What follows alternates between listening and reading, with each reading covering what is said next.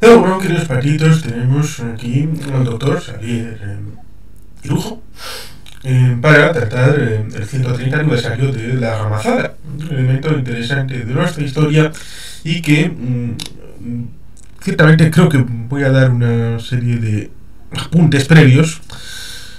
La gamazada es de 1894, bueno, previamente 1893-94, y tenemos que retroceder al entorno de 1640 para entender que el conde duque de Olivares se vio en ese siglo XVII convulso, con Felipe III, Felipe IV y Carlos II, en una España decadente, aunque en las letras un siglo prolífico, en donde faltaba de todo, y España, o las Españas o Castilla, depende del historiador al que uno pregunte, se metían en un montón de guerras y necesitaba plata, necesitaba dinero, necesita parné.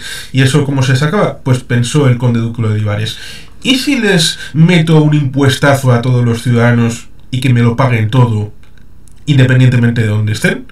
Claro, eso fastidiaba el elemento territorial, porque había elementos que tenían otra jurisdicción administrativo, política, jurídica, y eso tendrá su importancia porque cuando el señor Gamazo, que era ministro de Hacienda, después de los sucesos de 1812 con la Pepa, que era antiforal y antiespañola en el fondo, como diría mi amigo Yate Favo, que escribió un libro, Españoles que no pudieron serlo, o en la época precisamente del siglo XIX, con pronunciamientos, con guerras civiles, con constituciones, con gobiernos, que el más largo, el gobierno largo de O'Donnell, 4 años, y a eso se le llamó el gobierno largo. Por lo tanto, todas esas dificultades también hay que financiarlas, y al ministro se le ocurrió: ¿y si le metemos unas gomas ahí atrás del presupuesto al ámbito foral a los navarros? Y por lo tanto, todo este elemento de las tiranteces creo que pueden dar un frame a la hora de ver la situación de la gamazada. Pero si me he equivocado, corrígeme, por favor. No, has dado totalmente en la clave del problema. Realmente, sí, apuntando a la gamazada, la primera pregunta que nos hacemos es ¿por qué semejante movimiento en Navarra en 1893, cuando un ministro de Hacienda informa al país que va a aplicar una serie de impuestos de forma, digamos, proporcional a los habitantes de cada una de las provincias del Estado? Eso no es razón para alzarse casi en armas, y mucho menos para organizar un año de motín que movilizó a toda Navarra, realmente a todo Euskal Herria, porque en Álava, Vizcaya y Guipúzcoa también hubo serios levantamientos y protestas, y la prensa estuvo dedicada prácticamente en su totalidad a este tema durante un año entero. No tiene sentido. Explicado así no tiene sentido. Y claro, hay que ir a la raíz del problema. Y la raíz del problema en este caso son los sistemas fiscales y la realidad, la identidad política de los 4 territorios vascos de Hegoalde en aquel tiempo. O sea, estamos hablando del siglo XIX. Cuesta mucho para muchas personas hacerse a la idea de que Navarra, porque fue en Navarra donde la gamazada tuvo más fuerza, pero podemos hablar también de Álava, Guipúzcoa y Vizcaya en iguales términos, fue un Estado independiente, un reino propio, independiente en todos los sentidos, hasta 1841, o sea, durante 1000 años, del 824 al 1841. De hecho, lo fue con anterioridad también al 824. En el 824 se crea el Reino de Pamplona, pero con anterioridad esa entidad política había sido Vasconia, así se le había llamado desde el siglo VII. Y eso está documentado. Desde luego, lo que está muy documentado es la identidad navarra como Estado soberano en 1841. Y claro, aquí la pregunta es, bueno, ¿pero qué quiere decir Estado soberano? ¿Qué quiere decir que Navarra era un Estado soberano en 1841 y por qué? La gamazada, o sea, ¿por qué protesta la gente?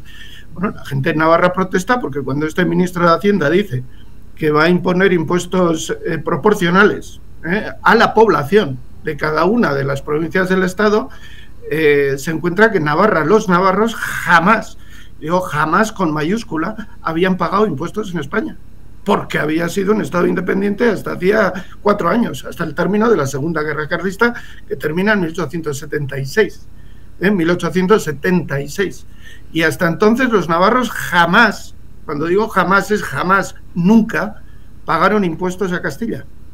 En Navarra se pagaban impuestos a Navarra, a la tesorería navarra, y se hizo así hasta finales del siglo XIX, y se pagaba un donativo al rey de Navarra, que era la misma persona que ostentaba el título de rey de Castilla. Pero en Navarra no se le pagaba como rey de Castilla, se le pagaba como rey de Navarra.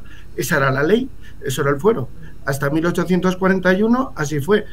A partir de 1841 cambian las cosas, pero la ley no se aplica todavía, pero estamos en pleno fragor de la creación del Estado español y por lo tanto hasta prácticamente la gamazada eso no se materializa y es ahí donde entra en juego Amazo. Y eso explica la reacción de los navarros. Nunca, en 1000 años del 824, habían pagado impuestos a otra entidad que no fuera Navarra. Y repito, lo mismo se puede decir de Vizcaya, Guipúzcoa y Álava. De hecho, Guipúzcoa y Álava formaron parte del Reino de Navarra hasta el siglo XIII. Y como tales, pues los impuestos de estos ciudadanos se pagaban en su estado soberano, que era Navarra. Y eso, claro, es muy diferente. Desde esta perspectiva se entiende la reacción del pueblo navarro tan visceral. Y el origen de lo que hoy es los conciertos económicos. Básicamente se llega a un acuerdo al final de este proceso histórico, o sea, de las dos guerras carlistas que se lucharon aquí. Aquí no hubo 3 guerras carlistas, aquí hubo 2. Y al final de la segunda guerra carlista pues se llega a un acuerdo, después del acuerdo de Tejada-Valdosera, etcétera. Pero lo que está en la base de este movimiento es eso, el concepto de identidad y de independencia del Estado navarro y junto a él de los territorios vascos de Gonde. Es un elemento interesante porque revela la simbiosis, el acuerdo Tejada-Valdosera, porque cuando se produce el discurso de Somorrostro de 1875 de Alfonso XII, prácticamente después de haberse puesto al frente de las tropas y con un ejército de ocupación, 40.000 personas, soldados españoles ocupando la comunidad hoy autónoma vasca, parecía que era inevitable lo que sucedió en 1876 de la ley abolitoria de los fueros. Pero todo está concatenado, porque lo mismo que dicen que la llamada ley paccionada de 1841 influyó en el mantenimiento del ámbito competencial respecto al llamado concierto, en principio con minúscula y luego con mayúscula, el pacto Tejada-Valdosera de 1877, que tiene vertiente en principio para Navarra, tiene aplicación un poquito después en el concierto, que surge el 28 de febrero de 1878. Por lo tanto, ahí se ve, incluso en los momentos más difíciles, un trasfondo común a los 4 territorios forales del sur de nuestro país. Sí, sí, absolutamente. Es innegable, de jure y de facto, que los 4 territorios vascos eran estados independientes. De hecho, cuando hablamos de fiscalidad, hablamos obviamente de economía en general. Y en el caso de Navarra, como se ve en la siguiente, si pasas aquí, Navarra se acuñó moneda propia, o sea, la moneda del Estado navarro se acuñó en este edificio que vemos aquí, que es la Cámara de Comptos de Pamplona. Es uno de los, le podríamos llamar una de las primeras entidades fiscales, instituciones fiscales en Europa, una de las primeras. Y se acuñó moneda hasta 1829, moneda propia. Posteriormente se acuñará moneda también durante las guerras carlistas, pero de forma ilegal por el gobierno liberal, de forma ilícita, digamos, y por lo tanto un contrafuero absoluto, y esa moneda no se puede considerar navarra. La última moneda navarra se produce a principios del siglo XIX. Moneda propia del Estado navarro, o sea, estamos hablando de unas competencias absolutas en todos los ámbitos de la administración. O sea, cuando preguntamos qué significa que Vizcaya era un Estado independiente en principios del siglo XIX o Navarra, bueno, significa, 1, que tenían un legislativo propio. Legislativo propio significa que tenían un parlamento que legislaba sus propias leyes con independencia absoluta del resto de los territorios de Europa y que legislaba lo que quería, cuando quería. cada uno de los 4 territorios, incluido obviamente Navarra. Cada uno tenía su idiosincrasia institucional, en las juntas generales, en el caso de Álava, Guipúzcoa y Vizcaya, o la hermandad, en el caso de Álava era un poco diferente al señorío, ¿no? En el caso de Vizcaya, y en Navarra las Cortes, un parlamento soberano, que legislaba sobre lo que acontecía en Navarra y solo en Navarra, y las leyes de Castilla o de cualquier otro reino europeo no regían en Navarra. Eso se ve clarísimamente identificado, por ejemplo, en la Catedral de Pamplona, en la sala del refectorio, donde se celebraban las grandes audiencias. Se ve en el techo los escudos de los estados extranjeros, los estados extranjeros a Navarra. Está en la clave central el escudo de Navarra y alrededor el escudo de Inglaterra, el escudo de Castilla, el escudo de Aragón, el escudo de Francia y el escudo de todos los demás estados europeos del occidente europeo de aquel tiempo, ¿no? Pero aparte de eso tenían su propio judicial, regía con total independencia de los judiciales de otras partes. En el caso de Vizcaya, por ejemplo, podemos decir que incluso, como el caso de Navarra, los navarros o los vizcaínos solo podían ser juzgados por tribunales navarros o vizcaínos. Más aún, en el caso de un estellés, por ejemplo, solo lo podía juzgar un tribunal de Estella, en el caso de un navarro estellés, etcétera. Y por lo tanto los tribunales de Castilla no tenían, o de Francia o de Inglaterra, ninguna jurisdicción, obviamente, en lo tocante a lo judicial en los territorios vascos. Y lo mismo cabe decir del Ejecutivo. El Ejecutivo era totalmente independiente, con la salvedad de que obviamente el rey o el señor de Vizcaya, o el rey de Navarra en este caso, era la misma persona que el rey de Castilla. Ser la misma persona no significa que era la misma institución. Entonces, como señor de Castilla tenía ciertos poderes y como tales se le observaban esos derechos en Vizcaya, o en el caso de Navarra como rey de Navarra, pero no como rey de Castilla.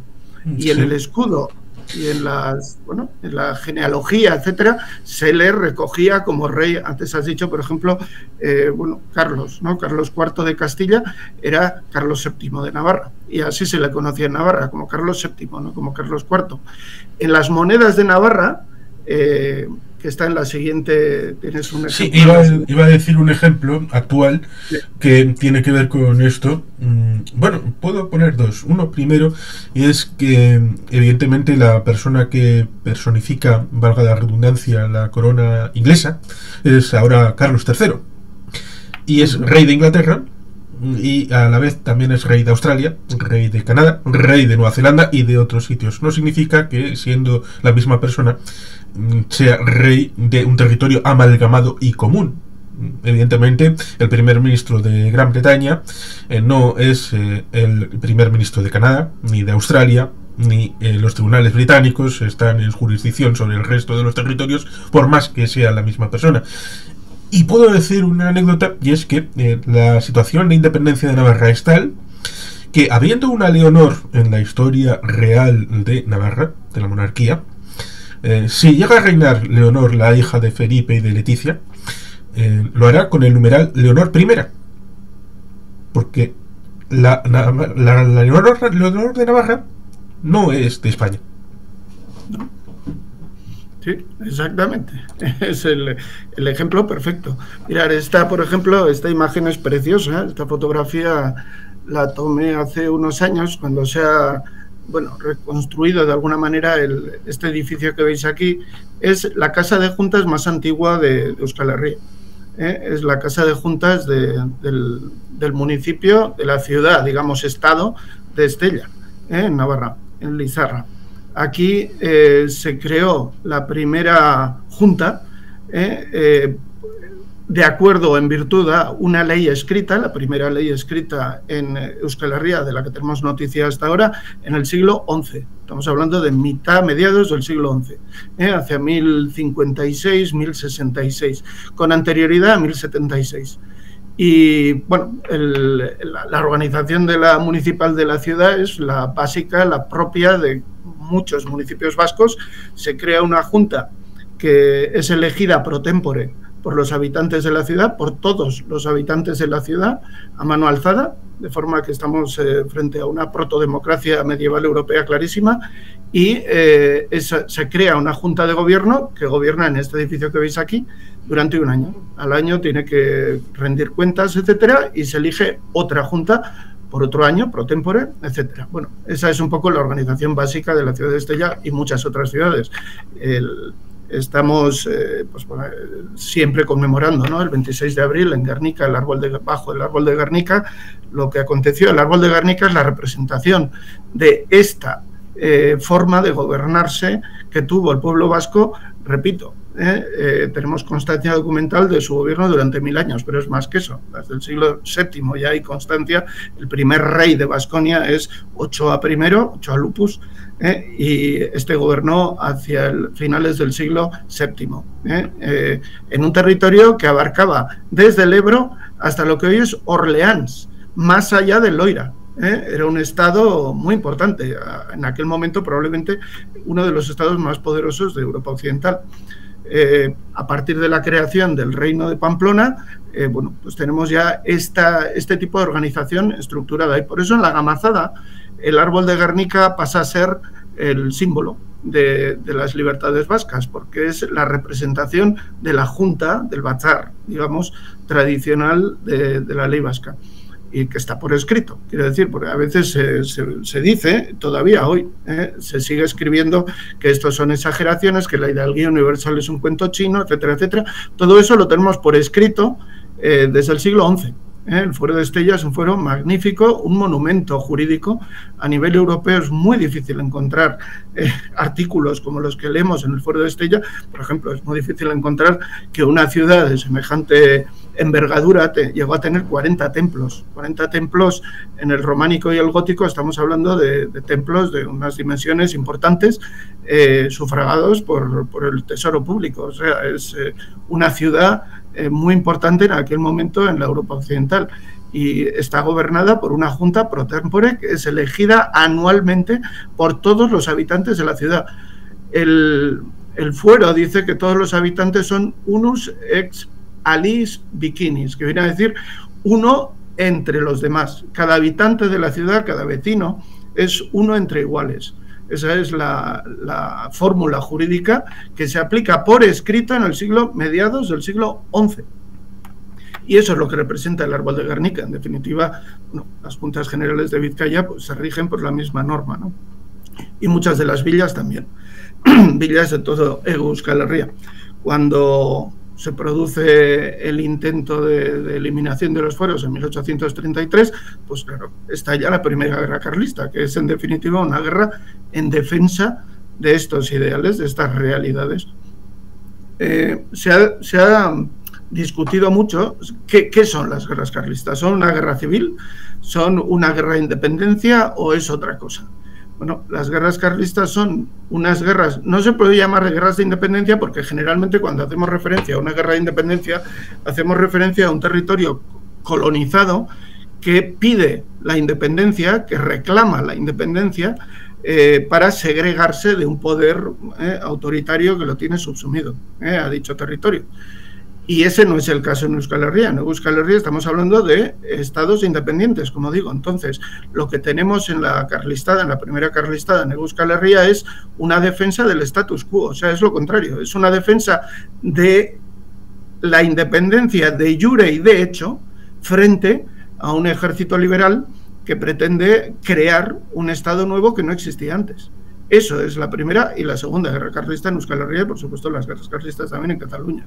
Pero en este caso, en el caso vasco, lo que los carlistas están haciendo es defender el status quo, o sea, defender la independencia de facto. Si pasamos a la siguiente diapositiva, verás dos ejemplos de la moneda navarra de aquel tiempo. O sea, es la expresión más clara de que estamos hablando de un estado independiente, un estado que tanto en el norte como en el sur, o sea, la Navarra continental como la Navarra peninsular, a partir de 1532, ¿no? A partir de la división del reino, bueno, acuña su propia moneda. Esto es un estado totalmente soberano, y eso es lo que quieren seguir siendo, y eso es lo que se defiende en las carlistadas. La historia de la moneda que tenéis a la derecha de la imagen es muy interesante porque en las Cortes, o sea, en el Parlamento de Sangüesa de 1561, se reúnen las Cortes navarras y después, a posterioridad, ¿no?, de la conquista de Navarra de 1512, por si acaso a algún rey castellano se le ocurre imprimir en la moneda navarra algo que no debía, pues se pasa esta ley, la ley 46 de las Cortes de Sangüesa, que dice literalmente que en la moneda del reino, en la moneda del Estado navarro, no se inscribirá la palabra España, porque esto nunca ha sido España, así mismo. Y dicen, y los reyes de Navarra tienen que constar como tales reyes de Navarra, porque siempre han constado como reyes de Navarra en la moneda de este reino, y no como reyes de Castilla. Por lo tanto, en el caso de Fernando, es Fernando VII, o Carlos IV de Castilla es Carlos VII de Navarra, etcétera, y bueno, se mantiene la nomenclatura de los reyes de Navarra. Lo mismo pasa en el caso francés, que es la moneda que tenéis a la izquierda de la imagen. En el caso francés, el rey aparece como rey de Francia y de Navarra. Luis XIV de Francia, que es Luis III de Navarra, es uno de los reyes más poderosos del mundo, escribe una carta a las Cortes de Navarra, en este caso del reino de Iparralde, del reino del norte de Navarra, diciéndoles explícitamente que Navarra es un reino independiente y que él actúa como rey de Navarra y no rey de Francia cuando trata asuntos concernientes a su estado navarro. Esa carta es un ejemplo clarísimo de la independencia y la soberanía del reino, y lo es también la pérdida de la independencia del reino de Navarra del Norte en 1789. En 1789 la asamblea autoproclamada, ¿no?, Asamblea Nacional de primero de Versalles y luego de París, elimina lo que ellos llaman los privilegios de la nobleza en diferentes lugares de lo que ellos denominan Francia, y con eso, pues de un plumazo, eliminan la foralidad, o sea, la estatalidad de Navarra. Pero la Asamblea se ve forzada, porque es un Estado independiente, a legislar sobre la eliminación del reino de Navarra, o sea, del Estado navarro, y de la monarquía navarra. Tiene que eliminar ambas para generar lo que va a ser después, bueno, primero la monarquía constitucional francesa y posteriormente la república. Entonces, eso, bueno, esa es digamos, la prueba absolutamente innegable, documental, de que Navarra fue, en el caso de Iparralde, un Estado independiente hasta 1789, no hasta 1512 o hasta 1620, como quieren ilícitamente afirmar algunas personas. Si en 1620 Navarra hubiera dejado de ser Estado, no habría hecho falta una ley en 1789, o sea, más de siglo y medio después, eliminando, cercenando, digamos, la independencia del Reino de Navarra y de su monarquía. No habría hecho falta. Y estas monedas, esta, por ejemplo, es del siglo XVII posterior a 1620, refleja claramente esa independencia del reino cuando la moneda tiene obligatoriamente, tanto en Francia como en Navarra, representar ambos escudos del mismo tamaño y colocados en la posición en la que están ahí. Por cierto, no son cadenas, como veis, es el escudo pomelado de Navarra, el oficial, el de siempre, el de los 1000 años del reino, y tenía que figurar en la forma en que figura aquí. Y el rey, en este caso Luis XIII de Francia, Luis II de Navarra, tiene que figurar también en el orden prescrito por la ley, en las monedas de Navarra y de Francia.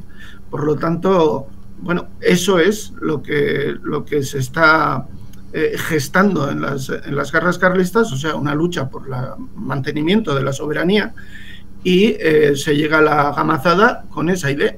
Nosotros hemos sido un Estado independiente y queremos seguir siéndolo, y por lo tanto no tenemos por qué pagar impuestos en España, lo que era el Estado español que empezaba a crearse. Hay que tener en cuenta que el Estado español no tiene, por ejemplo, Código Civil. El Código Civil se pasa a finales del siglo XIX, o sea, estamos en la creación, en la gestación del Estado español. Lo que ocurre es que en los colegios se da historia de España desde la prehistoria y parece que es un ente que ha existido desde siempre, pero no. Sí. El Estado español es un ente contemporáneo, y el Estado francés también, un ente que surge a partir de 1789 y no antes.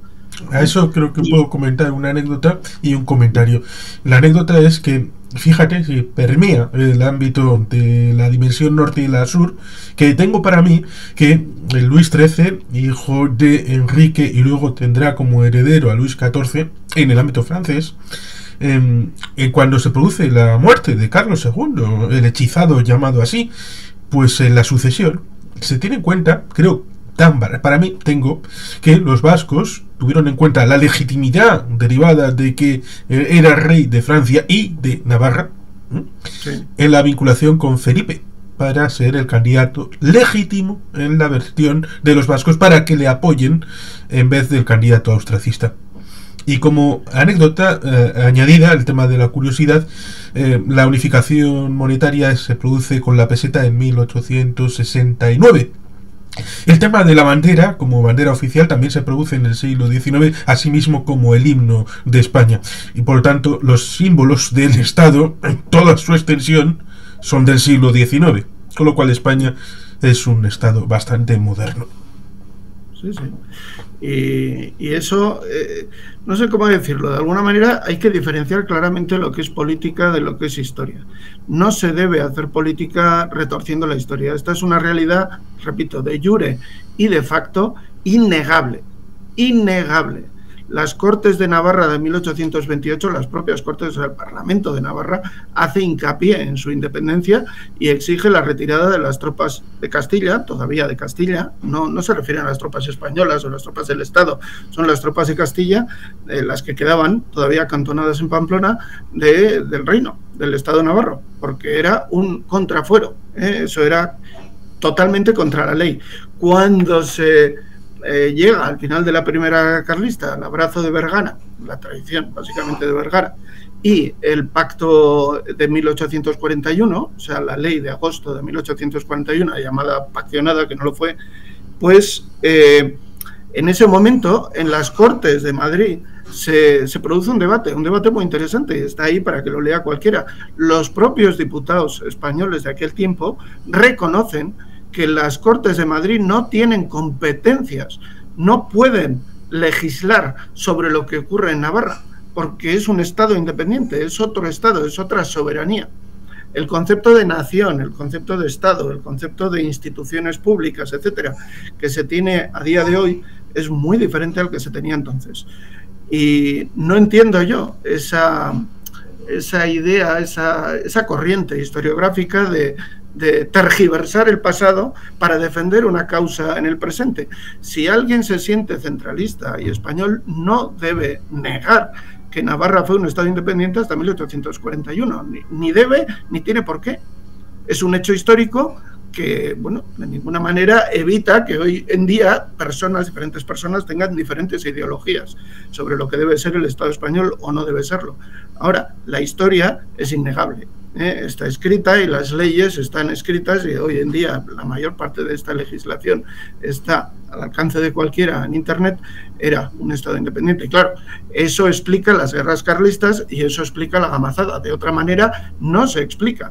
Si no entendemos esto, entonces claro, las guerras carlistas pasan a ser la defensa a ultranza de un pueblo fanáticamente monárquico y fanáticamente religioso y fanáticamente,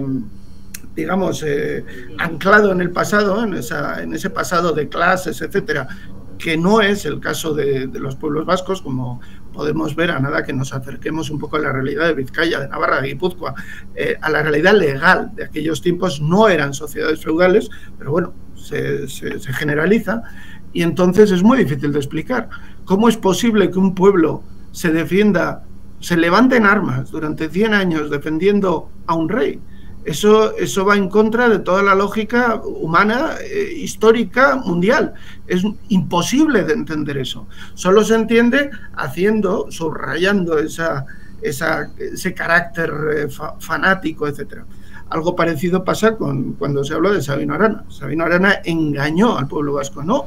Sabino Arana, el mensaje de Sabino Arana es el mensaje que él encuentra en el pueblo vasco, por eso tiene tanto éxito, porque él no inventa nada, no inventa un programa, el programa está en el pueblo, es lo que el pueblo pide. en aquel momento de la historia del pueblo vasco a finales del siglo XIX, cuando ya se ha perdido la Segunda Guerra Carlista y, claro, Sabino acude a Pamplona durante la Gamazada. Ahora vamos a celebrar el 18 de febrero los 130 años de este acontecimiento, porque él entiende, como todos los que se reúnen allí, más de 20.000 personas, 15.000, 20.000 personas, que Navarra ha sido y debe seguir siendo un estado independiente como lo fue hasta entonces. Y lo mismo cabe decir, repito, de los 4 estados vascos de Hegoalde y de Iparralde con anterioridad. Lapurdi y Zoberoa también fueron estados independientes hasta 1789, obviamente. Sigo con la siguiente. Vamos aquí. Sí. Esto es, bueno, un ejemplo más de lo que acabo de decir. O sea, tenemos digamos que la documentación histórica que refleja la soberanía de los estados vascos es muy abundante y la vemos en todas partes. Aquí, por ejemplo, tenemos a Luis XIII de Francia, que es Luis II de Navarra, firmando esta disposición con posterioridad a 1620, en la cual se nombra rey de Navarra y de Francia, y aparecen los escudos, como digo antes, siempre de esta manera, el escudo de Francia a la izquierda, el escudo de Navarra a la derecha, de igual tamaño, porque son 2 estados soberanos y por lo tanto tienen que tener igual tamaño. Todo esto está escrito, se hacía así porque había que hacerlo así por ley. Y es la misma persona la que gobierna en ambos territorios, pero ambos territorios obviamente no son uno, no confluyen jurídicamente. Y luego, bueno, lo que tenemos a la izquierda es el escudo de Navarra, tal cual está en la armería, en el libro de armería del reino. Y bueno, veis que el escudo oficial fue lo que se llama la pomelada. O sea, básicamente esto no son cadenas, es el refuerzo que un tablado necesita para digamos, conectarlo, mantenerlo junto, ¿no? Pero podemos pasar a la siguiente filmina. Aquí tenemos también otro ejemplo de lo mismo, 1752, muy posterior a 1620, y sigue apareciendo el escudo de Navarra en la misma posición que el escudo de Francia. Se mantiene la ley, como veis, en el mismo tamaño, en la misma posición. No hay una relación de dominio de un reino con respecto al otro, de un estado con respecto al otro. Son los 2 estados soberanos gobernados por una misma persona, que es rey de ambas instituciones políticas. Y podemos pasar. La siguiente, si no recuerdo mal, es la tumba de Luis XVI de Francia. Sería Luis V de Navarra y de María Antonieta, su mujer, y como veis fueron enterrados como lo que eran, reyes de Francia y de Navarra, hasta 1789. De hecho, hasta un poco después de eso, porque, bueno, ya sabéis que los guillotinan con posterioridad a la proclamación digamos, en consecuencia a la proclamación de la República, y por lo tanto, bueno, pues es el último rey tanto de Francia como de Navarra. Luego, posteriormente, se recompone la monarquía durante algunos años en el siglo XIX, entrado el siglo XIX, pero vaya, básicamente viene a ser el último rey de la monarquía, ¿no? Sí, es un elemento interesante, porque si hubiera una legitimidad real en la opción monárquica, el escudo oficial de Francia incorporaría las cadenas de Navarra, lo mismo que incorpora el llamado escudo de la bandera española. Por lo tanto, ambos dos se anularían, es decir, ni en uno ni en otro sería Navarra por sí y por siempre. Eso es. Y si pasamos un poco más, ya entrando en lo que es estos son simplemente los estados generales donde tuvo lugar toda esta discusión y la abolición del reino de Navarra como estado independiente en 1789, pero podemos ir un poco adelantándonos a los acontecimientos ya de la Gamazada, ¿no? Si pasas una filmina o dos, puedes pasar esta. Es muy interesante, pero creo que no nos da mucho tiempo para hablar sobre esto. Sí, aquí podemos parar un segundo. hay mucho debate sobre qué fueron las guerras carlistas, como he dicho antes, pero luego también qué significado tuvieron y qué consecuencias tuvieron. Las guerras carlistas son unas guerras de defensa del status quo de los estados vascos como entes independientes de Castilla y Aragón y Francia e Inglaterra y todos los estados, Portugal, en fin, cualquier estado europeo. Y eso se ve pues, en el convenio de Vergara y posteriormente en el pacto ley, se le llama así, de 1841. Si observamos el articulado de la ley de 1841, vemos que los artículos 1 y 15 hablan de ocupación militar y de la organización militar, en este caso de Navarra, ¿no? Estamos hablando de ocupación, no estamos hablando aquí de monarquía. Por ejemplo, se suele decir, las guerras carlistas son unas guerras en las cuales un grupo de fanáticos religiosos, etcétera, y monárquicos defienden la monarquía. Pero resulta que en el pacto al cual se llega después de la guerra no se menciona la monarquía y tampoco la religión. Eso no tiene sentido. No tiene sentido. O sea, hablar así, escribir así historia es, la verdad, muy poco profesional y científico. Si vemos el pacto de 1841, vemos que, obviamente, el artículo primero es ocupación militar. Ocupación militar de todo Egualde. O sea, en este caso, en relación a Navarra, pero lo mismo Álava, Guipúzcoa y Vizcaya, obviamente. Y después el artículo 13, gobierno civil. El cambio de gobierno, porque de eso se trata.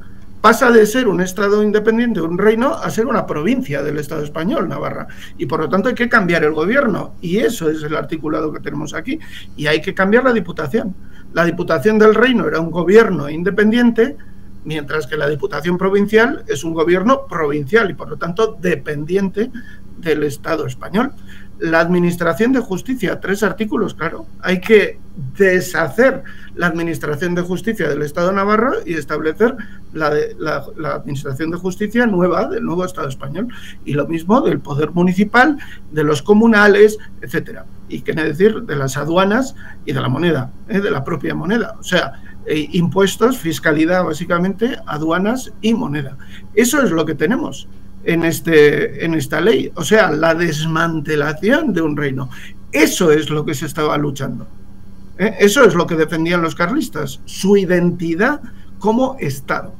Y cuando termina la guerra, y bueno, se pierde, digamos, la paz de esa primera guerra carlista y posteriormente de la segunda, pues claro, la ley, obviamente, subsecuente a esa lógica, es el establecimiento de un Estado, que es lo que buscaba, lo que perseguía el gobierno liberal. Y si pasamos ya a lo que es la gamazada, pues aquí la tenemos. Entonces, claro, con este, digamos, con este proemio entendemos cuál es la posición, el posicionamiento del pueblo navarro. De un pueblo navarro con posterioridad a 2 guerras carlistas sangrantes. La primera duró 7 años y se lucharon enteramente en el país. El país estaba destrozado, fiscalmente hundido, demográficamente vaciado. Salieron más exilados en las guerras carlistas que en la guerra del 36. Y en la guerra del 36 tenemos documentados con nombre y apellido 150.000 exilados. O sea que imaginaros la sangría demográfica del país. Los barcos salían de pasajes repletos de carlistas, de jóvenes carlistas, voluntarios carlistas, que los llevaban a Filipinas.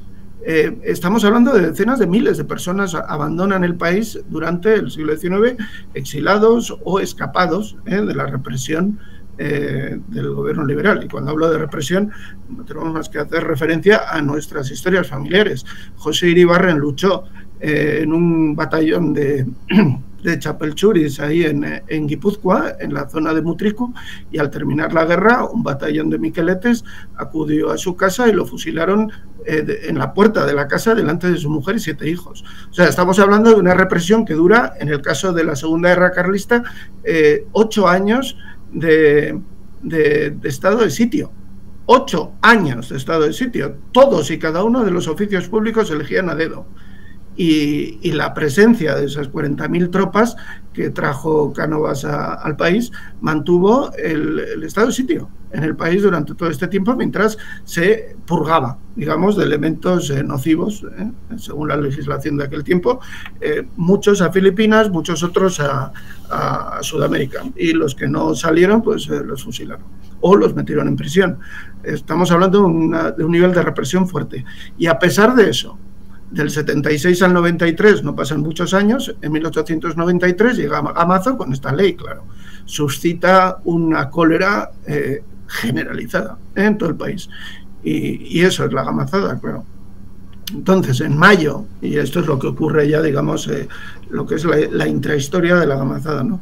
En el 16 de mayo Amazo, bueno, anuncia su ley, y 3 días después los diputados navarros protestan en coalición, allí todos ellos, de todos los colores. Estamos hablando no de diputados carlistas que han sido purgados, estamos hablando de lo que queda, o sea, diputados que han sido, muchos de ellos, elegidos a dedo de partidos liberales.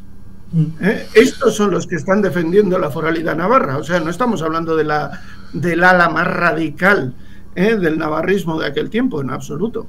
El único que podemos considerar, uno de los pocos diputados o políticos de aquel tiempo que podemos decir que en alguna manera era incluso nacionalista vasco, como lo fue posteriormente, es el que tenéis aquí en la imagen, que es Estanislao Aranzadi Izcue. Es uno de los creadores de Eusko Ikaskuntza, estuvo impulsando Euskaltzaindia desde un principio, es una de las personas, de los políticos más, digamos, más de más renombre dentro de lo que entendemos como Eusko Pizkunde, ¿no? Que es la reacción del pueblo vasco tras a la pérdida, digamos, de la independencia en el siglo XIX y la pérdida de la identidad cultural como pueblo. Entonces, Estanislao Aranzadi está desde un principio impulsando pues la recuperación del euskera, la recuperación de la música vasca, la recuperación de todo eso acervo cultural vasco que se está perdiendo al tiempo que se están perdiendo las guerras y las instituciones, ¿no?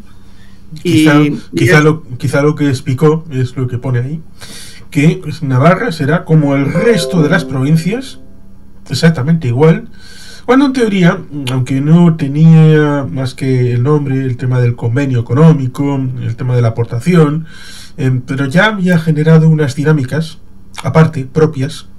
Habíamos hablado del tema del Taijada Baldosera de 1877, el Concierto Económico Vasco de 1878, que será coincidente con la finalización de esos 10 años de exención de impuestos para los vencedores de la guerra carlista, y que evidentemente eso luego se aplicará en una renovación en tiempos complicados como 1886, que está el asunto de la insurrección en Cuba, está todavía los rescoldos de varias de estas situaciones, Primera República Española, el tema cantonal, la propia guerra carlista, y por lo tanto la reina regente, porque Alfonso XII muere bastante joven, proveniente del Imperio Austrohúngaro, que eso igual tiene alguna mentalidad distinta para entender la concepción plural del Estado, que no la tenían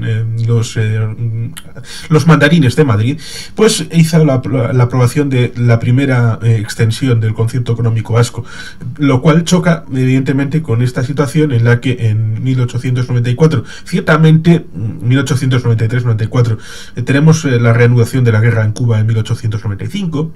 Eso se necesita dinero, tal vez fuera uno de los condicionantes a la hora de decir vamos a sacar dinero como sea, pero evidentemente hacerlo de esta manera llevó al choque contra el sistema, y los navarros seguramente con esa picazón ese 16 de mayo entendieron de que era un ataque contra el propio sistema, incluso el que derivaba de la paccionada.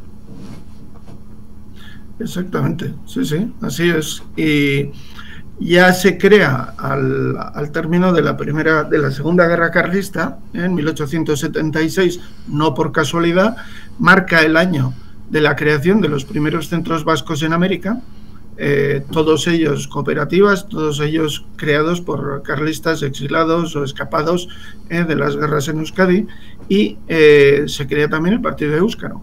Todo eso surge en 1876, que es, digamos, el primer partido nacionalista como tal que se crea con posterioridad a la pérdida de la Segunda Guerra Carlista. Todos esos movimientos confluyen en la misma línea. En palabras de Stanislao Aranzadizcue, y esto es curioso también apuntarlo, o sea, como hay que hacer un malabarismo historiográfico para explicar las guerras carlistas sin hacer referencia a la soberanía de los estados vascos, y se presenta a estas personas como adalides del fanatismo monárquico y religioso, etcétera, etcétera, pues choca ver, por ejemplo, a una persona como Stanislao Aranzadi, que fue de familia carlista, pero bueno, de radical hasta el término de la Primera Guerra Carlista, de los que se llamaron no conformistas, o sea, los carlistas que no dieron por terminada la guerra, que querían una negociación con el gobierno que nunca se dio, y por tanto ese sector, digamos, más radical del carlismo, en 1881, o sea, estamos hablando con anterioridad a la gamazada, y solo unos años después de terminada la Segunda Guerra Carlista, proclama en Estella lo que veis aquí abajo, ez dugu forurik gabeko erregerik nahi, o sea, no queremos rey sin fueros, pero tampoco queremos fueros con rey, lo que queremos es fueros sin rey. Clarísimamente un mensaje republicano. Y de hecho, si nos fijamos en los hijos de todas estas figuras de carlistas, de la segunda carlistada, muchos de ellos acaban en el Partido Nacionalista Vasco defendiendo la República, entre ellos Manuel Irujo. Todos ellos, Aguirre, Irujo, Leizaola, en fin, podemos mencionar que el gobierno entero eran republicanos. ¿Cómo se explica esa transición sin una revolución como la francesa? O sea, según la historiografía de algunos historiadores estatales, resulta que son una cuadrilla de fanáticos monárquicos y religiosos, y posteriormente, ni una generación más tarde, unos años más tarde, resulta que conforman un partido laico de raigambre cristiana demócrata, pero laico, y defienden la República. ¿Cómo es posible? Bueno, es posible si entendemos que lo que están defendiendo es un ideario político. No eran monárquicos, en absoluto. Stanislao Aranzadizcue no era monárquico, simplemente era foralista. Y las instituciones navarras de aquel tiempo eran monárquicas y defendió aquella institución. Ahora, se presenta como un enemigo a ultranza de esa monarquía central jacobina, de alguna manera, en el lado francés y en el lado hispano, ¿no? O sea, no la aceptan, no aceptan ese nuevo estatus político y económico también, en este caso. Bueno, sí. Y eso es a lo que se confrontan cuando Gamazo pues presenta su ley en Madrid. Y el 19 de mayo, el día de mi cumpleaños, Javier Los Arcos hace esa denuncia, sí, reclamando en base al acuerdo de 1841, la llamada ley paccionada. Exactamente. En este caso se hace una utilización, digamos que un poco ilícita tal vez, de la ley paccionada. Todo el mundo empieza a hablar de ley paccionada, sobre todo los éuskaros y los diputados navarros en general, después de haber denunciado durante muchos años y décadas desde el Partido Carlista que aquella no había sido una ley paccionada, y no lo fue en absoluto, fue una ley que se impuso desde Madrid. De hecho, algunos artículos de la ley paccionada son fotocopias, o sea, exactamente el mismo escrito que articulados políticos españoles con anterioridad a la ley paccionada, por ejemplo, algunos cogidos del Estatuto Real, etcétera. O sea que de paccionada no tuvo nada, pero en este contexto histórico, pues a los diputados navarros, en general al pueblo vasco, lo toma como tal. Y de hecho, algo de paccionado hubo, por ejemplo, en el caso de Tejada Baldosera. Claro, Tejada Baldosera lo manda a Cánovas, a Euskadi, a Egualde, en este caso, para que negocie, en este caso, por ejemplo, con la Diputación de Navarra, lo que va a pagar Navarra a la Hacienda del Estado en los años postreros, digamos, a la Segunda Carlistada, cuando Navarra está totalmente derrotada y en bancarrota. Y claro, ahí se da una negociación. Y eso es a lo que hacen referencia los diputados navarros en el 93. o sea, desde España, atendiendo a esta realidad indiscutible de facto y de jure de que los navarros nunca han pagado impuestos en el Estado español o en Castilla, entonces hay que negociar. Una nueva ley y una nueva situación pues tiene que ser negociada. Y de hecho lo fue, negociada en 1877, o sea, en el tiempo de 78, en el tiempo de Tejada Valdosera. Tejada Valdosera era Manuel Aguirre Tejada, marqués o duque de Valdosera. Y bueno, es la persona, el delegado, digamos, del gobierno que negocia lo que hoy son el germen de lo que hoy son los estatutos los conciertos económicos, que son parte, digamos, del estatuto, incluso anteriores al estatuto, claro, por su propia naturaleza pactada con el Estado. Bien, y bueno, a partir del anuncio de Gamazo, de la protesta de los diputados navarros el día de tu cumpleaños, el 19 de mayo, y de los acontecimientos que tienen lugar, entonces se producen ya las manifestaciones abundantes, sobre todo en Navarra, en junio y julio y agosto, básicamente todo el verano de 1893. Entonces, incluso hay una insurrección armada.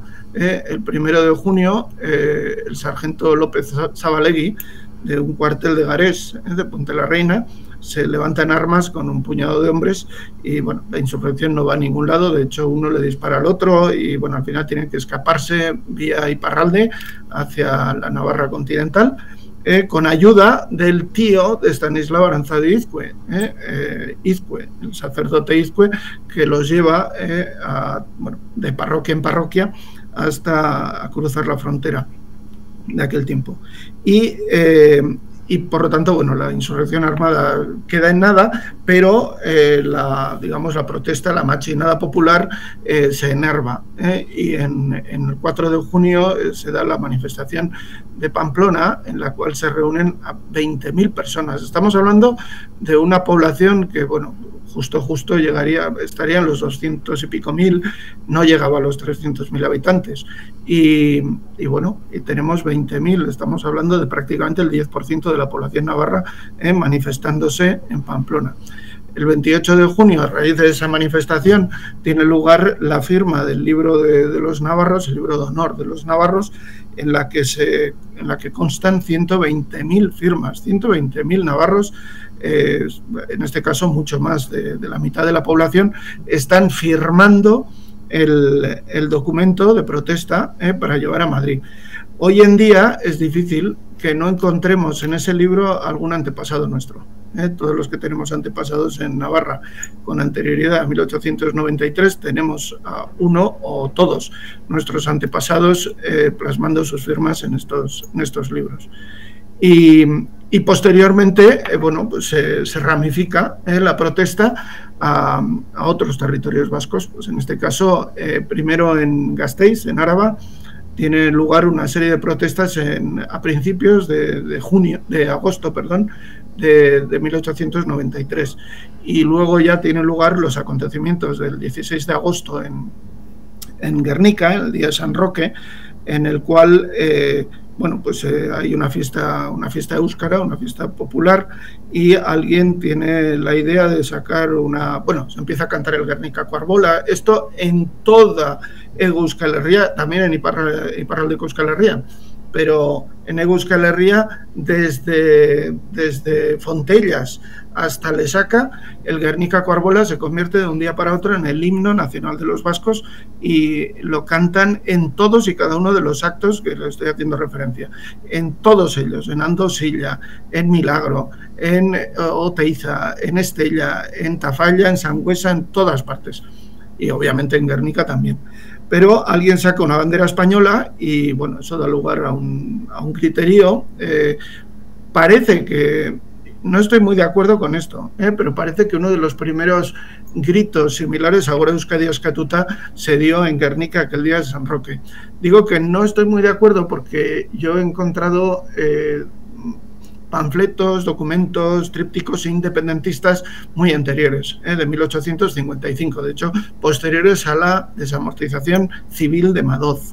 Por lo tanto, no creo que fuera la primera vez que se gritó eso, pero bueno, posiblemente fuera la primera vez que el grito va a dar lugar después al Gora Euskadi Eskatuta de Sabino y se va a convertir en uno de los grandes, digamos, motos del nacionalismo político vasco. Y posteriormente, pocos días después, 11 días después, a finales de agosto del 93, tiene lugar los acontecimientos de Donosti. Básicamente en Donosti lo que ocurre es que está tocando la orquesta en lo que es el paseo, ¿no?, de la capital guipuzcoana de aquel tiempo. Donostia nunca fue capital de Guipúzcoa en época foral, o sea, en casi 1000 años jamás fue capital. La capital se convierte en capital de provincia con la creación, digamos, la nueva demarcación de la realidad guipuzcoana como provincia. Y bueno, están tocando en el kiosco una serie de músicas y uno de los presentes pide a la orquesta que toque el Guernica Carbola, como se había hecho en todas partes. Y la orquesta se niega aduciendo que el rey está de vacaciones en Donosti, que sería algo de poco decoro, etcétera, y un insulto a la monarquía, etcétera, etcétera. Bueno, claro, se organiza un follón a causa del cual la Guardia Civil carga y, bueno, matan a un mínimo de 6 personas. Ahora Iñaki Egaña ha revisado el número y parece que son algunas más, pero bueno, hay un buen número de muertos y muchísimos heridos, claro, un nivel de represión bastante fuerte. Eso tiene lugar en Donostia, pues repito, a finales de agosto del 93. Y bueno, y las cosas se quedan como están. Gamazo no puede aplicar la ley, que dicho sea de paso, es un poco lo que has dicho tú al principio de esta sesión.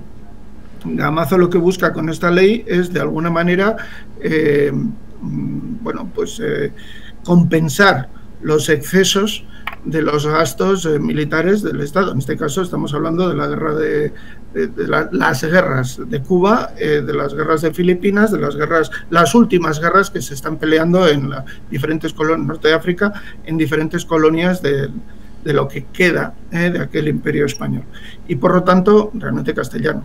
Y por lo tanto, bueno, pues necesitan sufragar de alguna manera este exceso de gasto militar, y esa es la razón de ser de la recaudación en el fondo. Y la Navarra protesta por eso también, y los diputados de aquel tiempo hacen referencia a esto, al exceso de gasto militar, incluso la cultura popular vasca. Bercholaris como Chirrita y tal cantarán diciendo que más le habría valido al Estado español vender Cuba que desangrarse en hombres y dinero durante tanto tiempo, cuando el resultado era absolutamente obvio, viendo lo que había pasado a principios del siglo XIX en el resto de América. Pero bueno, el invierno pasa sin más, entre unas cosas y otras. La ley no se hace efectiva y las protestas continúan, pero bueno, en menor medida, en menor dimensión, hasta que Gamazo llama a Madrid en el invierno de 1894, o sea, hace 130 años, a los diputados para negociar. Y Gamazo cree que después de un año, pues estos van a ceder, quizás negociando la cuantía de lo que tiene que pagar Navarra, por ejemplo, reduciendo un poco la cuantía, etcétera, pero los diputados no ceden. Y así vuelven a Pamplona, desde Madrid en tren. Eso ocurre el 18 de febrero de 1894. Entonces, este grupo de diputados es recibido en Navarra como, bueno, como un grupo de héroes. Tanto es así que el tren entra en Tudela y prácticamente se tiene que parar, porque las vías están constantemente ocupadas de gente, pueblo tras pueblo, pues recibiendo a los diputados. Y cuando llegan a Castejón, el tren para y se organiza un acto central de bienvenida a los diputados. Castejón era un nudo ferroviario bastante importante dentro de la Navarra de aquel tiempo, y bueno, en ese momento, según Estanislao Aranzadizcue, el pueblo entra en la estación y levanta en andas el vagón donde están los diputados. Y en ese acto están presentes, pues, muchísimos de los líderes políticos posteriores, por supuesto, todos los éuskaros de Euskal Herria, todos los éuskaros, pero también Sabino Arana, algunos miembros del futuro partido carlista, etcétera. incluso miembros de partidos socialistas, en fin, está toda la gama política de Navarra de aquel tiempo. Y en aquel momento, cuando llegan, cada uno de los participantes lleva un estandarte que representa a su pueblo. Entonces, por ejemplo, la ciudad de Estella y diferentes instituciones de la ciudad de Estella, por ejemplo, el Círculo de la Unión, lleva su estandarte, su pendón, con una representación del árbol de Guernica, por ejemplo, en el caso de Estella. Es muy común, muchos de ellos representan diferentes símbolos, pero casi todos parecidos. O el árbol de Guernica, o si no también, y generalmente el lema suele ser fueros y ley, o paz y fueros en algunos casos, o fueros, justicia, reconciliación. Bueno, en fin, hay diferentes gritos, digamos, de la política de aquel tiempo. Y Sabino lleva su famoso pendón, que básicamente es una representación de la cruz carlista, o sea, de la bandera carlista, el fondo blanco con las aspas rojas, pero que, sin ser la Icurriña, porque todavía no lo es, obviamente, es un fondo blanco con dos aspas rojas, ya representa, es un primer pendón que representa al pueblo vasco y su objetivo político. O sea, es una génesis, digamos, de lo que va a ser la creación de la Icurriña, que también tiene aspas, en este caso de otro color, pero bueno, es un poco la génesis. Sí. Por la otra parte del pendón, pues aparece una inscripción, en la cual Sabino saluda a los navarros en nombre de los vizcaínos, y reclama, bueno, la restitución foral plena, básicamente la independencia de Euskal Herria tal cual se conoció hasta 1841.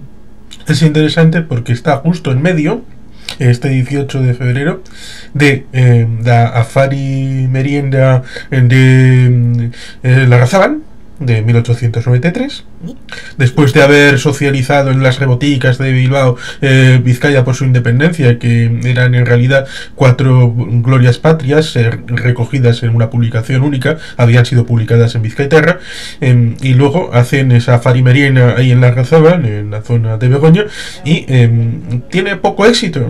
Vuelven a casa bastante cabizbajos, él y su hermano Luis, pero el 14 de julio de 1894 se inaugura el Euskaldun Bachoquilla, que ahí también daría para polémica, porque dicen que el Partido Nacionalista Vasco se funda el 31 de julio de 1895, pero uno de los componentes importantes del partido es la sede, y la primera sede se funda el 14 de julio de 1894, lo cual daría para algunos para decir que el partido se funda antes que el propio partido. Pero ciertamente esta situación del 18 de febrero es previa a ese 14 de julio, que es el día de la Icurriña. Más allá del día de los franceses con el tema de la Bastilla, es el día en el que se iza, en teoría por primera vez, la bandera de los vascos, aunque no lo fuera desde el origen, en el Euskaldun Bachoquilla. Sí, yo estoy totalmente de acuerdo contigo. Entiendo que el Partido Nacionalista Vasco a veces se entiende como una institución nacida en Vizcaya, pero realmente la génesis del partido está en la Gamazada, en Navarra, en Castejón. Ahí tenemos la raíz de lo que va a ser el partido, o sea, el lema, el grito, la Euskotarren Aberria Euskadira. Acuden Luis y Sabino, no solo Sabino, acude su hermano, y se reúnen con Estanislao Aranzadi y Juan Irujo en su casa, donde pernoctan, ¿no? esos días de la Gamazada, hasta su viaje a Castejón. Y a Castejón acuden en carreta, por cierto, no en tren, Sabino y este grupo de éuskaros. Obviamente la génesis del partido está ahí, en la política del partido éuskaro con respecto a la cultura vasca y con respecto a las instituciones vascas. Y aunque el partido se cree, digamos, estatutariamente, o sea, se inscriba en el registro en 1895, está claro que existe de antes, y que los acontecimientos que tienen lugar entre 1893 y 94 son cruciales para la creación de lo que va a ser el programa de Eusko Alderdi Jeltzalea. El propio lema y el chale, o sea, GEL, se articula, está perfectamente articulado ya en la Gamazada. Es la defensa de la foralidad, repito, de la reintegración foral plena. Básicamente, los acontecimientos que tienen lugar en estas fechas en Castejón y en general en toda Navarra apuntan a las 4 líneas políticas que tenemos a día de hoy. El Partido Carlista y el Partido Liberal se enfrentan porque el Partido Carlista quiere defender, repito, la independencia de los estados, de los 4 estados vascos de Egualde. El Partido Liberal, sin embargo, defiende un estado unificado a imagen, digamos, del jacobinismo francés. Y esas son las 2 posiciones que hoy tenemos, digamos, las 2 posiciones extremas en el arco de posibilidades que existen actualmente en Euskal Herria. O sea, el independentismo como opción política, por una parte, y por otra parte el centralismo absoluto, repito, jacobino. Pero existen 2 ramas en medio, que son las posibilistas. El Partido Carlista tiene una rama posibilista negociadora que da lugar después a lo que va a ser el autonomismo, y el Partido Liberal tiene una rama también más moderada, más dialogante y menos centralista, que da lugar, bueno, pues a lo que podríamos llamar el federalismo, cuasi federalismo, una especie de Estado español, pero descentralizado, con un claro aporte descentralizador. Y esas son las 4 ramas que todavía hoy subsisten en Euskal Herria en la política actual, y las vemos perfectamente diseñadas ya en 1893 con nombres y apellidos de personajes de aquel tiempo.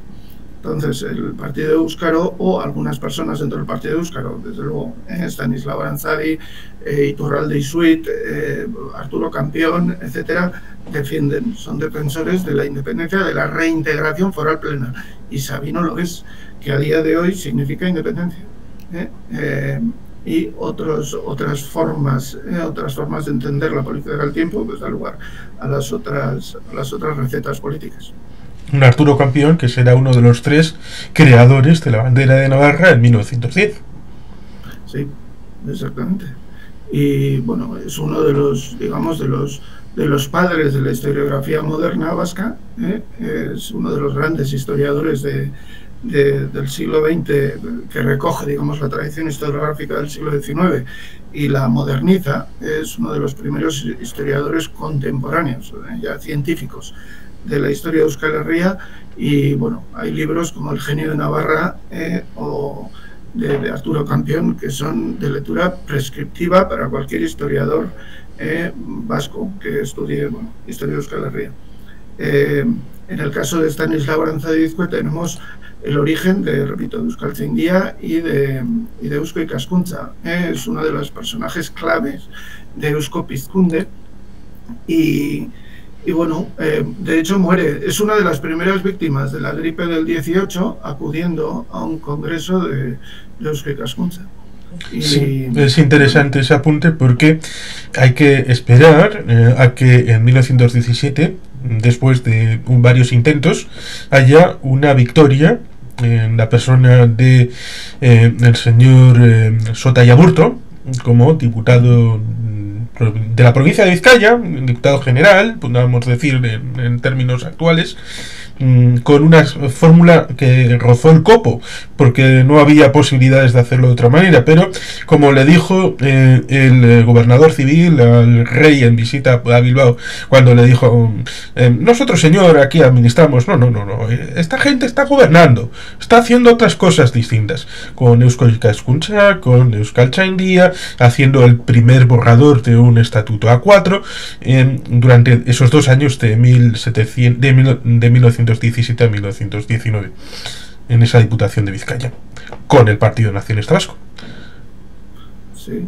De hecho, parece que fue un Sota el que gritó Gore Euskadi Eskatuta o Gore Euskaria Eskatuta en el día de San Roque en Guernica. Sí, que algunos llaman la Sarrocada. Eso es, sí, que realmente es un capítulo de la gamazada. O sea, la gamazada es unitaria, la exigencia es unitaria, la exigencia de esta independencia fiscal, y bueno, el resultado de esa gamazada es bueno, la situación actual. O sea, los conciertos económicos hacen de los pueblos vascos de Egualde estados independientes. O sea, fiscalmente somos un estado independiente a día de hoy, o sea, 2024. Eso se consiguió, se defendió y se logró mantener, y es una de las, bueno, de los restos, digamos, de aquella independencia total, aquella soberanía absoluta del siglo XIX. Se empezó... La palabra Euskadi, sí. Sí, la palabra Euskadi también tiene su origen en la gamarza. Como digo, el primer partido nacionalista que se crea después de la Segunda Guerra Carlista es el Partido Euskara, la Asociación Euskara de Navarra, así es el nombre oficial.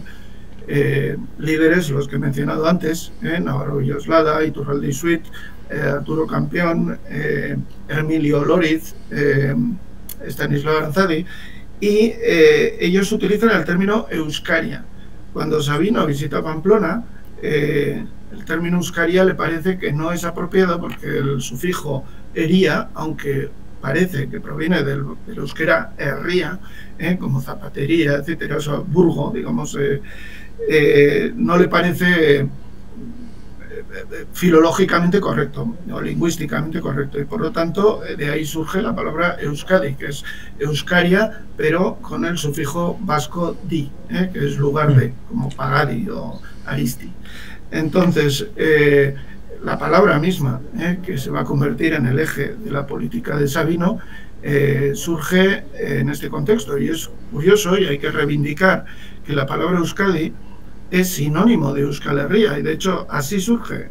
Euskaria, el origen, y la palabra que posteriormente Sabino utiliza, Euskadi con Z con S, significa Euskal Herria. Sabino no estaba haciendo referencia a Álava, Guipúzcoa y Vizcaya cuando se refería, o cuando utilizó, imprimió, creó la palabra Euskadi, y lamentablemente hoy cada vez más se utiliza como sinónimo de Comunidad Autónoma Vasca, y no lo es, ni debe serlo. La palabra Euskadi se debe utilizar, es una, de acuerdo con su origen, es una de las pocas palabras del diccionario de la cual sabemos su origen. La mayor parte de las palabras no sabemos el origen. En este caso sabemos cómo se creó y qué significaba, y qué significó hasta ayer, básicamente. Durante toda la resistencia, los años de la resistencia franquista en Euskadi y fuera, en el exilio, se gritó Euskotarren aberria Euskadira o Gora Euskadi Eskatuta, no otra cosa. Es claro que hacía referencia a todo Euskal Herria, incluida obviamente Navarra y también Iparralde. Es un elemento interesante que citas, porque también nos lleva a 1968 en Aránzazu, con el consenso del euskera batúa, que tiene bastante ligazón, aunque algunos lo nieguen o simplemente lo ignoren, con aquel Sabino Arana que en 1901 participó en aquel congreso en la Burdi del euskera, y muchos de los aportes que hace Sabino a comienzos del siglo XX son apuntes que serán incorporados sin citar la fuente en la creación del euskera batúa. Sí. El euskera batúa, bueno, tiene una historia también larga. A lo largo de Eusko Pizkundea es un esfuerzo por mantener el euskera y la cultura vasca, y esta es una pregunta que hay que hacerse. Digamos que la primera pregunta que hay que hacerse cuando se estudia la gamarza o Eusko Pizkundea. Vamos a ver, ¿por qué la gamarza? ¿Por qué esa reacción tan de machinada popular frente a una ley que es a todas luces justa y necesaria? O sea, un Estado tiene que tener una recaudación de fondos proporcional a la población, de forma que cada persona pague con respecto a su riqueza y cada territorio en proporción a su demografía. La reacción obviamente no es contra eso, es contra el hecho de que no se consideran parte de ese Estado español, y por lo tanto no tienen que pagar impuestos allí, tienen que pagar impuestos cada uno en su territorio. Eso por una parte.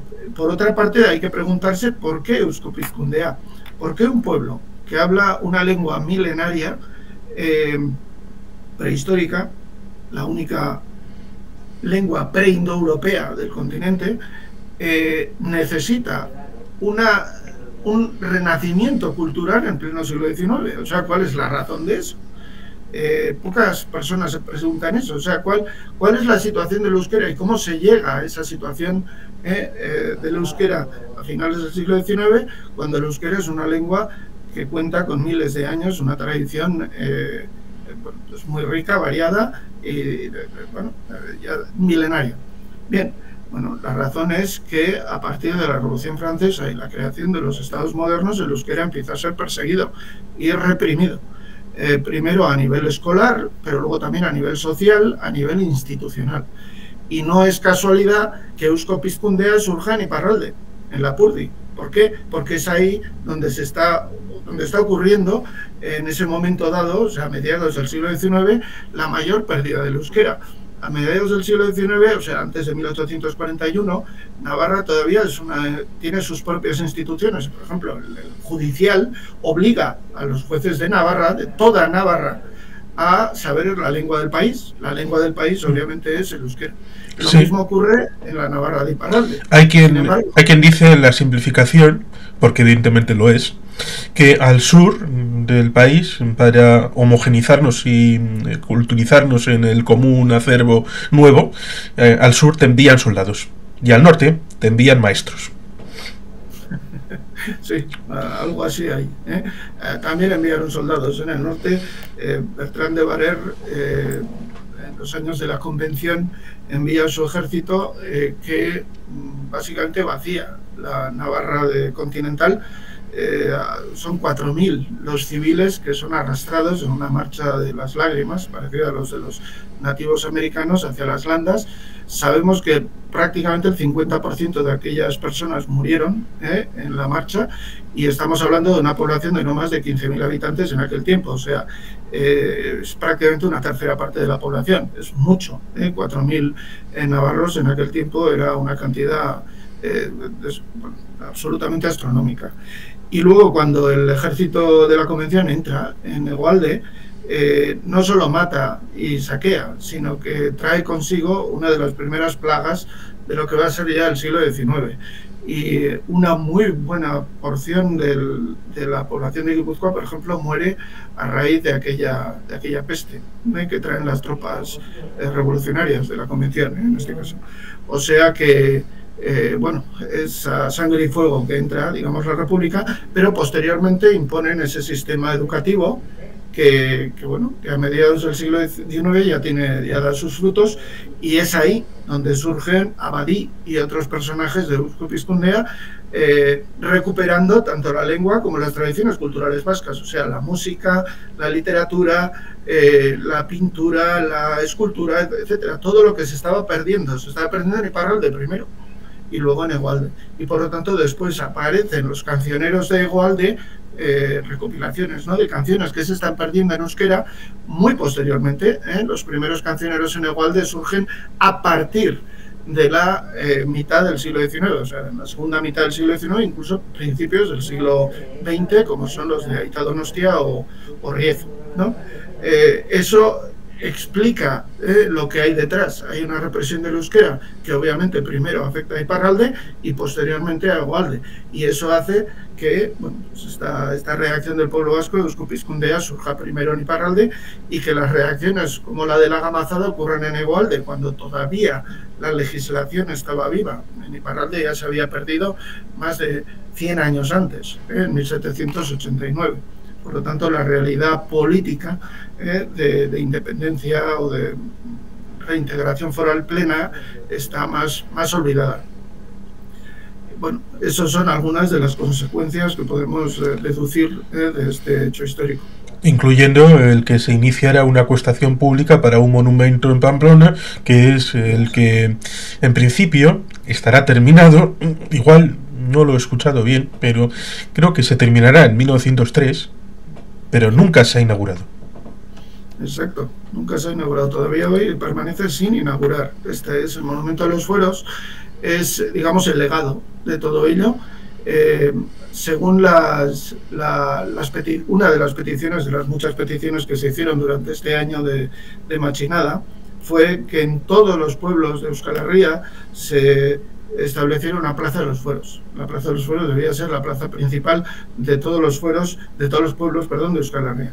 Y bueno, Pamplona lidera el esfuerzo y se hace un llamamiento a erigir un monumento por donación popular. O sea, que no sea el gobierno de Navarra y las instituciones, la Diputación, etcétera, el que sufrague el monumento, sino que sea verdaderamente una representación del espíritu de Navarra, del espíritu del pueblo, del genio de Navarra, en palabras de Arturo Campión. Y bueno, este es el resultado. Se hace una campaña de recaudación de fondos y enseguida se consigue la cantidad que hacía falta. Poco después, como se retrasan las obras, hay que añadir algo más, pero vamos, la cantidad que hacía falta se recauda en poco tiempo, y muchos años después, en 1903, se inaugura el monumento como lo vemos. Se termina el monumento como lo vemos hoy. Y hasta hoy está sin inaugurar. Hasta el punto de que hace unos años, y esto realmente no lo tengo documentado, pero he oído, se subió una persona hasta arriba de la estatua con una pancarta en protesta de no recuerdo qué, y acudieron al lugar la Policía Municipal, la Policía Foral de Navarra y la Policía Nacional del Estado. Y ninguno de los tres cuerpos sabía legalmente a quién le correspondía actuar, porque no está inaugurado. Entonces la estatua básicamente bueno, es un bien cultural navarro, bien artístico, pero no se sabe exactamente a quién corresponde, y por lo tanto eso dio lugar a un suceso, pues, legal, digamos. Esa estatua se tiene que inaugurar, y esperemos que bueno, ahora que hay un alcalde bueno, pues que tiene, digamos, sensibilidad con respecto a estos temas en Pamplona, veamos la estatua inaugurada. Pues fíjate, estamos hablando de más de 130 años después de que fuera erigida, de que ocurrieran los hechos de la Gamazada, y 120 años después de que se erigiera el monumento. Si no recuerdo mal, lo que está detrás es el Parlamento. Sí. En la otra calle está el Teatro Gallarre, que tendrá importancia en el estatuto en 1932, en aquella infausta reunión que Jimeno Jurió dijo que Navarra no había dicho nunca que no. Y al fondo, a la izquierda, tenemos la entrada a la Plaza del Castillo, que está precisamente toda la polémica que en 2003 con el tema del parking y todo aquello. Y ahí estuvo el primer bachoqui, o el bachoqui central del partido nacionalista vasco en el ámbito de Pamplona, como capital de Navarra. Con lo cual es una zona céntrica muy importante. Sí, es una de las zonas, bueno, es la zona nuclear de Pamplona. El Palacio de la Diputación fue el antiguo castillo, y por lo tanto la plaza, de ahí el nombre, Plaza del Castillo.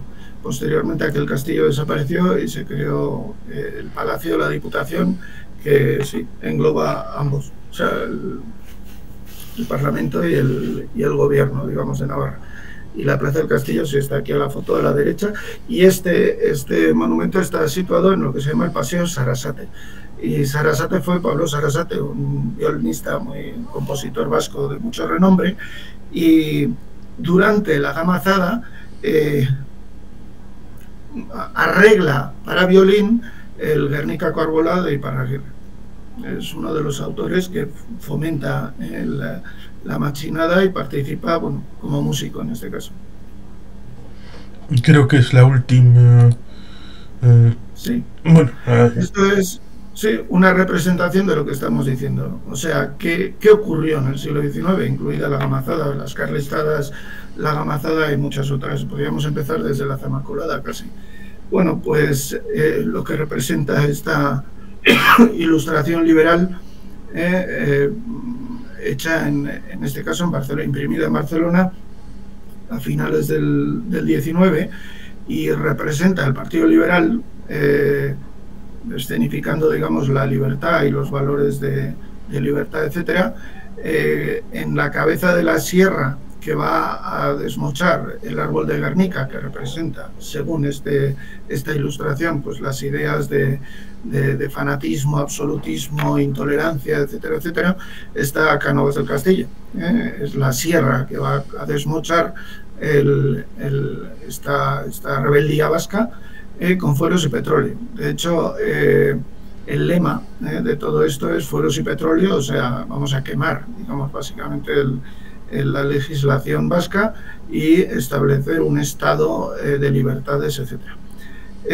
Ni el Partido Carlista era un partido absolutista, radical e intransigente, como se dice, ni el Partido Liberal representaba todas las libertades. De hecho, el Partido Carlista era fundamentalmente un partido popular, un partido de extracción popular, y el Partido Liberal, sin embargo, era un partido más bien de extracción aristocrática o, si se quiere, oligárquica. Por ejemplo, el Partido Liberal nunca se posicionó definitivamente en favor del sufragio universal. Eso no era sufragio universal masculino, no era una de las políticas del partido. Era un partido más bien oligárquico, como muestran muchas de sus políticas, entre otras la desamortización civil. La desamortización civil significa retirar terrenos comunales, o sea, terrenos del pueblo, para ponerlos en venta en pública subasta, donde obviamente solo un oligarca puede comprar, porque solo un oligarca tiene el capital suficiente como para comprar esas tierras, que es lo que pasó en Guipúzcoa y Navarra en cierta medida, en Vizcaya también. Antes del 19, la mayor parte de la propiedad de la tierra era pública, y posteriormente también, pero se ha venido reducida mucho. En Guipúzcoa, pues prácticamente un 40% de la tierra fue desamortizada y vendida, y en Navarra algo menos, pero también la desamortización fue muy brutal. Una política del Partido Liberal que en nada ayudaba al pueblo. Y bueno, aquí esto es una representación de lo que es un hecho genocida, una campaña de genocidio. Genocidio no es matar muchísimas personas, que se mataron. Genocidio es eliminar muchísimas personas, entre muchas otras estrategias, para eliminar, digamos, lo que podemos llamar la identidad colectiva de un pueblo. Genocidio es borrar la identidad colectiva de un pueblo, exterminar a ese pueblo como tal pueblo. No necesariamente matando a la mayoría de las personas que forman parte de ese pueblo, sino convirtiéndolas en otra cosa, sustituyendo su identidad colectiva. Lo que Raphael Lemkin, que es quien acuñó el término de genocidio, denominó patrón nacional, eliminar el patrón nacional de un pueblo. Y bueno, esto es lo que tenemos aquí, esta es la representación de eso, o sea, es eliminar todo aquello que representa al pueblo vasco, empezando obviamente por sus instituciones, sus leyes, sus fueros, y bueno, sustituyéndolas por otra, que representan los valores culturales, políticos, económicos, sociales de otro pueblo, en este pueblo, el pueblo español, el pueblo castellano, llamársele como quiera. Pues esperemos que todo este legado de ese momento de lucha, especialmente intenso, como fue la Gamasada entre 1893-94, pueda servir para el conocimiento y reconocimiento de los vascos de hoy y del mañana, por lo menos con la forma de aprendizaje que es preceptivo, y generar interés para que la gente de hoy se acerque a estos hechos históricos de nuestro pasado. Sí, así es. Mil esker, Juan Carlos, por tenerme aquí otra vez, y ha sido un placer. Podríamos seguir hablando durante horas. Un verdadero placer estar aquí contigo. Yo encantado. Creo que a los que hayan llegado hasta aquí agradecerles la atención, y que si procede, pues volveremos con algún otro tema en el futuro. Mil esker.